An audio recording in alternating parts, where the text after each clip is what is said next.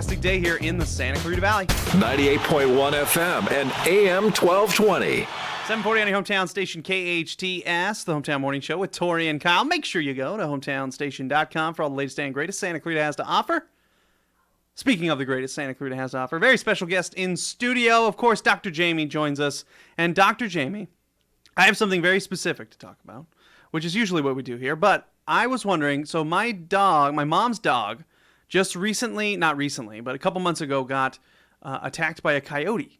And now she's all fixed up. She's good to go. But now every time she goes outside, it's kind of like she has like PTSD. And I'm wondering if there is either, if that's a real thing, because it feels like a real thing. And two, is there anything to help with that? What do you think, Dr. Jaimie? Yeah, that's interesting. Because again, our pets can't talk to us and tell us when they're scared. And why or is what that? they're When is that scared going to? of. When can we change that, Dr. Jaimie? Come on, modern medicine. I know, that would be so nice. But I do think that they can feel scared after something like that happens. I think they do have like some sort of memory of what occurred and what happened to them. So it makes sense that they would have some of those types of PTSD symptoms as far as being scared to go outside, may want to be with you, be more clingy in those types of situations. They do learn from experiences. So, it's been shown that dogs and cats, if they do something and then they hurt themselves doing some kind of activity or they get into some kind of predicament, that they can learn from that and they don't necessarily do it again. So it could be a situation like that. So you can teach an old dog. You can. New tricks. So how do we overcome something like that? Question number one, can you even overcome something like that since the dog, knows what happened and kind of feels anxious going outside? Right. Is it even a possibility to kind of change the memory by maybe going out with the dog, making sure it's safe? And is there any way of changing that, or do we just have to take the dog in a different direction for its walks? Yeah, I mean, in some cases, I don't think it's necessarily a bad thing that they have a fear. Sometimes fear is healthy because it will keep them, more safe. Mm-hmm. But when it's a crippling fear or when they have so much anxiety that they can't do their normal daily activities, then certainly we need to step in and help them. So, in those types of situations, I think when it's really severe, that's when I would recommend talking to your veterinarian and possibly get the animal on some anti-anxiety meds. So we definitely use similar things that humans use. So like doggy Xanax? We use Xanax, we use Prozac, we use lots of different things that, can help them so that their triggers aren't so great and they become happier, they can become better balanced, so then they are easier to retrain their mind or retrain, how they interact with certain scenarios. Mm-hmm. That's, I think, the best thing. And then the goal is obviously not to have them on these meds for a super long time. We hope that they don't need them for the rest of their life. Some dogs do, mm-hmm. But other dogs, once that training kind of kicks in and they are not super hypersensitive to these different scenarios that make them anxious or scared, then we can start weaning them back off of the medications. Let's talk about medications in regard to anxiety disorders for pets. Mm-hmm. When else do you need those kind of medications for dogs or cats or whatever? Is there ever a short-term scenario that you would need them, like 4th of July fireworks or?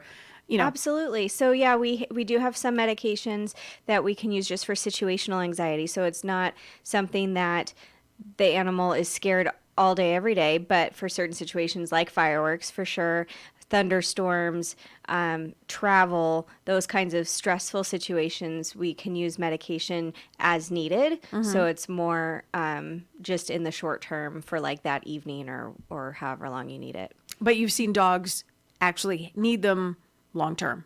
Yeah, some dogs, just like some people, need them right. every day to function normally. Is there such a thing as dog therapy? Like not physical therapy, but dog therapy, like I guess it would have to come in a physical way for a dog. Because like we said before, kiddingly, they can't talk to us. Right. So they are much more physical creatures. So it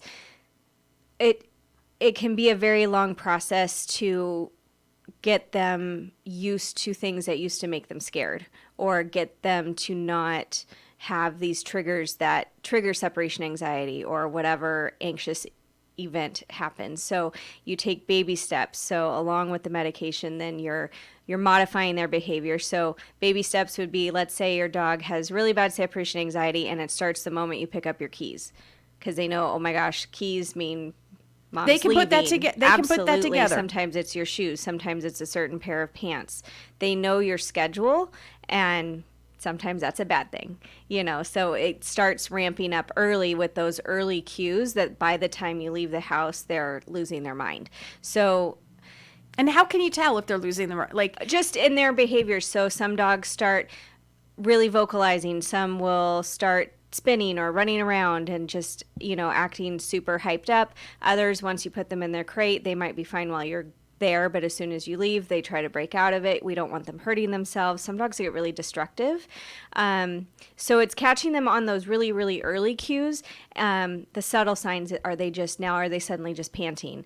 Are they becoming really clingy while you're trying to finish your morning activities? Those kinds of things. And then does it ramp up from there? So early things, like let's say the picking up of the keys, to try to help desensitize them, you start just picking up your keys and not leaving. Wander around your house with your keys in your hand, randomly put them back down, pick them back up later. So they start to get used to, okay, that doesn't always mean that mom leaves. It's little things like that. And it takes a long time. So it is kind of physical therapy, though, that we need to train them mentally. Right. Because they respond to, what was that called? Pavlov's dog? The bell. Exactly. They respond to sounds, triggers like that. Exactly Very like that. interesting subject. We're talking to Dr. Jaimie Ronchetto from Cinema Vet. Very quickly before we have to go to break, Dr. Jaimie, today, beautiful fall day, October 1st. Happy Gorgeous. October 1st. Yes. Anything we need to know or do as far as any kind of vaccinations or starting to ramp up for these colder months for our pets? I think the main things, obviously, the core vaccines are always important, but especially for the holidays, if you plan on like boarding your pet, then we really recommend that you stay up to date with your kennel cough vaccine and the influenza vaccine. Excellent. And that's coming up next is month. coming up. We can officially say next month is Thanksgiving. We can officially say that, right? Yep. We can. October 1st, next month, right? Dr. Jaimie from Cinema Vet, good phone number. It's cinemavet.com if you want to check Dr. Jaimie out. She's absolutely the best. If you're looking for a vet in the Santa Clarita Valley, Dr. Jaimie, that's where you want to go. Cinema Vet, obviously on Cinema Drive. Is there a phone number?